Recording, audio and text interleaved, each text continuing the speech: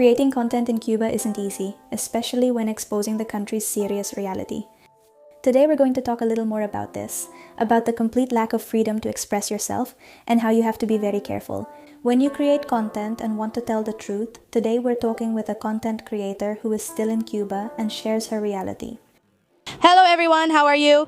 And welcome back to my channel. In case you don't know me, I'm Anita Mateo. I'm Cuban, I live in Spain, but I'm visiting Cuba. And we're going to be making a series of little videos here in Cuba to see how things are going here. This is the third time I've come to Cuba, and every time I come, I'm surprised by new things. This time, we're going to see what it's like to create content in Cuba right now, with a Cuban content creator who is currently living the reality of Cuba every day. She's here all the time, she's creating content, and she's going to explain to us a little bit about how things are. Because I used to create content. I started creating content in Cuba. Many of you got to know me, obviously, because of my content in Cuba, but there are things that have changed a lot. And well, I want to find out and learn a little bit about how all of this is nowadays. If what I experienced is still the same, is it still the same? Is it better? Is it worse? Is there a little more freedom when it comes to speaking or not? How about the price of the internet? How do people manage to create content in Cuba? Because it's pretty difficult, I understand that with the blackouts and the internet, it's extremely hard to get organized. So let's get started with the video. And we have a content creator who is my friend. We studied industrial engineering together at the university. And it's Amanda, my Cuban friend. Hi, Amanda. Hi everyone, and well, Amanda, you decided to leave your career in industrial engineering. First of all, neither of us actually practiced it. In the end, we left it because it wasn't worth it. I started creating content first, and then Amanda also decided to create content here in Cuba. And well, as I already mentioned, Amanda and I both studied industrial engineering, but we decided to leave what we studied, and it was more feasible for us to dedicate ourselves to content creation. In your case, Amanda, how is content creation here in Cuba nowadays? Do you feel that, for example, when I was creating content here in Cuba, you had to be very careful about what you talked about? Let's go step by step. First of all, why did you decide to start creating content here in Cuba? I had been thinking about it for a while but couldn't decide, since creating content in Cuba is very difficult. Because you need a lot of things that you don't have access to here. Here you don't have access to many things like the internet, which is, while they are restricting it more and more, it's very difficult, very expensive, and very bad. Also, having access to all the camera technology. And all those things were holding me back until I finally decided and said, let's just start as we are, and that's it. Also, another thing that was really holding me back and that made me a little scared is the fact that here you don't have that freedom, you just don't have it. Every time you're going to say something, you always have to think before you speak, be very careful, especially me since I'm already a mother. And currently, have you maybe had any problems for saying too much, or do you hold back a little? It's just that you can't lie, things are so bad that you just can't lie. In your case here, since you're still in Cuba, how do you feel about your freedom to truly express what you're experiencing or not? Let's see. Here it's still the same, just like you left it. I think it's even worse. You always have to hold back for everything, wherever you go. And in my case, no, not really. I haven't gotten to the point where they've given me a warning letter or done something to me. But yes, many times I've felt like, I don't know, sometimes people stare at you a lot in the street. Weird people, I've gotten messages from a lot of accounts that you can obviously tell what they are, a lot of weird accounts, a lot of fake accounts. They write things to me, they've even threatened me, yes, threats and everything. But well, as for directly asking me for something, no, not so far, but I do limit myself a lot with what I say. Another issue is the internet price. I don't understand the rate or why you can only top up once. It's like there's a limit. Now the internet is limited, and when I was here it wasn't limited. You could top up as many times as you wanted, but I understand that now it's limited. How is the situation now in Cuba? Well, it's always been expensive, that's for sure, and really slow. Very slow, but like way too slow. But now what happens is that they limit it even more, because now even if you have the money, you can't do it. Why is that right now? The only package you can get is up to 30 days monthly. It's a package that costs 360 Cuban pesos, which is more or less, with the exchange rate now, almost a dollar. The dollar is at 4.90 or so. You can get that package, but it only gives you 6 days, and that's the only thing you can get in 30 days. I mean, obviously 6 days won't last you at all before the 30 days are up. You can only get 6 days in 30 days, and that's it, nothing more. Now, if you run out of those 6 days, you have an option. I don't remember exactly how much right now. One is 1,000 pesos and something, and the other is 2,000 and something, which ends up being I don't know how much. We need to look that up. I'll leave it here and show you later, but that's only for that case. Otherwise, you'll have to wait 30 days to apply. Otherwise, because the reason for all this, why they did it, was for that. It's international recharge, that's right. They did that so families from abroad would have to send recharges, so that people here would be more limited in recharging themselves. For themselves, what they want is to get dollars, foreign currency. It's all a strategy for them. They always look for ways to get more money from Cubans who emigrate. Dollar, New World, yes, everything here uses dollars, which is why they did it. With a recharge, you can buy any package you want. If you get an international recharge, you can buy as many packages as you want. But when I was creating content here, it wasn't like that. At that time, it wasn't like that. The packages were expensive, they were very expensive, but it wasn't like limited. That they told you? Whatever you wanted. So what do I do? For that. What do you do to be able to make money? What do I do for this when I can? I top up with my own money from my job, from what I earn when I can, because it works well for me. And well, I use the monthly package I get plus the top up, or sometimes when I don't have a top up, what I do is use the Wi-Fi. That's it. Oh, what a nice sunshine. In the parks, the Wi-Fi, that's how it started, where it all began here in Cuba with the internet, which was the Wi-Fi in the parks. I created an account by myself, and what I do is I have to go down a huge hill, go to a park to connect, and upload the video at the park. Don't you have Wi-Fi at home? No? Also about the blackouts. When I was in Cuba, there were outages, but not as severe or frequent as now. It's just too much. I don't know how people manage. It's so stressful. We're in Varadero now, where the power stays on, so we're a bit more relaxed, but I know the blackouts are extremely frustrating, even more so. Content creators must work around electricity availability, making it impossible to plan their day or work schedule since they are fully dedicated to creating. In Cuba, yes. In Cuba, there are no plans. In Cuba, you can't plan, you can't do anything. There are times when I plan my day and say, well, I'm going to record today. At night, I'll edit it and upload it in the early morning. No, you can't. What happens? What do I do? What happens? I tried to plan more or less, but like I said, you can't really plan everything. But anyway, what I mostly do is go out to record. I'm mostly recording in the streets. Because at home it's dark, there's no lighting, my house is really dark, there's not much natural light, and there's no electricity, so you can't see anything. So lately I record all my videos in the street. I think they're all in the street. I don't record at home, at least not for now. After editing, after that whole process, once I finish editing to upload it, what I do is I have a little antenna, which anyone who follows me might have seen in my videos. I have a homemade little antenna from here, invented here in Cuba, which is something someone came up with.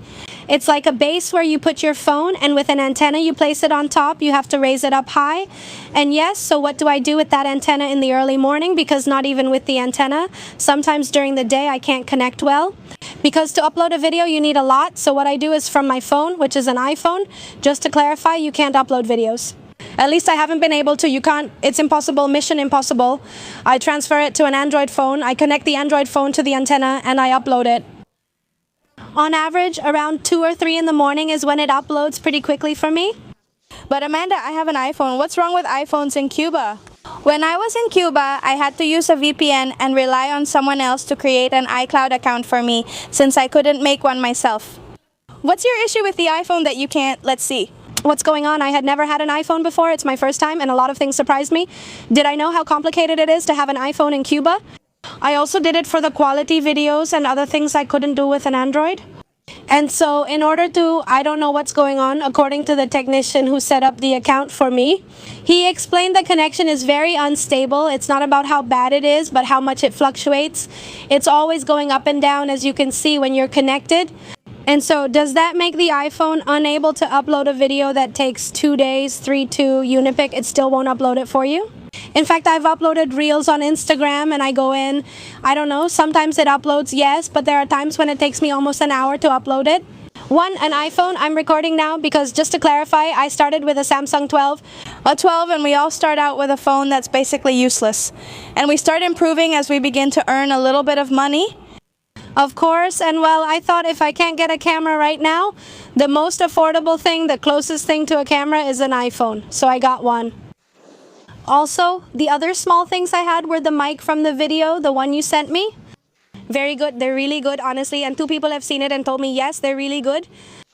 And that's it. That's what I have. A little light that sometimes, the one you sent me, I use it for times when I don't have much light. And that's it. That's it. And what? The tripod? The tripod? Of course, in Cuba, buying these materials is hard. There's no Amazon, no Shein, nothing gets delivered. You always have to buy things through an intermediary and you have to pay in dollars. And the thing is, life here is crazy because people get paid in the local currency and everything is in dollars and everything is in dollars or the exact equivalent. What? Oh, I thought the beach was going to be calm, but no, it's really wavy. I wanted to swim at the beach. Well, now let's talk about how you get paid. If it's still the same as when I lived here, because here in Cuba, YouTube doesn't pay you. YouTube is a platform that pays you when you meet certain requirements. 100,000 subscribers and 4,000 watch hours, then YouTube starts paying you. You have to come up with tricks because the money doesn't reach Cuba. YouTube doesn't pay there. So you have to have a third party for everything. In Cuba, you need to have a third person abroad to help you with all of that. Exactly. Look at the beach today. It's still bad. Every day I've spent in Cuba, it's been terrible. You missed it. Oh my God, I really wanted to swim. Okay, so about money. Amanda, how do you manage to get paid here in Cuba the money you earn from YouTube? Is this enough for you so far? Do you feel you're doing better than when you were an engineer in Cuba? Well, the whole thing about getting paid and all that here in Cuba is pretty much the same. It's the same as when you were here. Like I said, you need to have someone abroad to help you with that. I have someone who helps me with that abroad. He lives in the United States. And that person is the one in charge. They are set as the administrator of, well, not the channel, but yes, and that person is the one responsible. Because he has the card over there, he can get paid from there, the channel appears as if it is, and then he collects the money for me and sends it to me. Here, through the 20,000 agencies that are here, people who are dedicated to sending money, all of that is through businesses created by us Cubans ourselves, because since we are so isolated from everything, it's the Cubans themselves. They've had to start businesses for shipping packages and sending money to Cuba out of necessity. So, do you think it's more worthwhile to be a content creator than an engineer, at least here in Cuba? Did you do it out of necessity or because you really like content creation? Well, you know, I've always been talkative. I never keep quiet. I'm kind of an artist. I like all of this. And ever since you started and all that, I also followed a lot of creators. We were always watching that and everything. I always liked it, but well, I was always limited by 1,000 different reasons. That's it. I made up my mind and did it because I liked it. Since I started, I like it even more and keep doing it for that reason. With passion? Of course, but obviously this also gives us a better quality of life. Obviously earning in dollars, of course, because here in Cuba, in order to live a little better, because it's not like we're rich, of course, but to be able to live a little better is to survive. Because earning money from the state, you can't even survive a day. Just like that. Even if you have dollars coming into the house, you won't make it. You won't. It's, well, barely scraping by. I don't even know what to call it. You can't. With a salary in Cuba, obviously you can't. We've already explained it 20,000 times. And you've seen in 20,000 videos from Cubans that living on a salary in Cuba is impossible. Even the highest salary, I don't know, like a doctor's salary, let's say 10,000, 15,000 pesos, it disappears in no time. I already say that here in my career, I don't think about it. I won't pursue my career in Cuba and don't plan to. My diploma is tucked away and I've forgotten that part. I have nothing and don't even want to anymore. Honestly, I don't even feel like an engineer because I really think that if you don't practice it, you're not one. Because studying that for me, it's like we studied for 5 years and in the end we end up doing something that has nothing to do with it because it wasn't worth it. It's like that degree is useless here. It's like you say it was worth nothing. Changed a lot, yes. Young people today no longer want to attend college. I've noticed it quite a bit. I have friends, cousins, many generations younger than us. And yes, they no longer think about studying for a degree. What do they think about? About leaving. That's the main thing. Any way possible. I'm telling you, even children think about this, even the kids, but the first thing they think about is leaving. And if they still don't have the chance to leave, well, they're like us, trying to live as best as possible by any means, whether it's private work, any kind of hustle, anything except working for the state. That's a definite no. And they don't want to study because they've already realized that, aside from how expensive it is nowadays. I was just telling you, studying at a university here in Cuba today is really expensive, in the sense that yes, education is free, but it involves a lot of things. Living in Matanzas, being from the city here, involves a lot of expenses because it's work. Transportation, food, the clothes people have to wear, yes. It's civilian clothing. The clothes, just imagine for those who are, like in your case, well, you were already in Matanzas. I was already from a town, of course. Those who are from a town and have to stay in a boarding school, it's extremely expensive because there's the food, the travel. I say that nowadays for studying parents, I don't know what they do, how they manage, why not? Well, I think that being a content creator, at first you might think it's an easy job, and maybe in some ways it can be easy. It can be comfortable, but believe me, here in Cuba, being a content creator is very tough, it's very difficult, and there's nothing easy about it. It's like you're in a constant struggle with the internet, with blackouts, with stress. Stress. The worst thing is, like I always say, wanting, and not being able to because of things beyond your control. Exactly. In my life, Like you're limited from every side. in my life, I have gone through so much stress, so many lows during this time that I've been creating content. Because it's, like I say, it's for work. I'm not asking for this for luxury. It's for work, and I struggle so much for everything.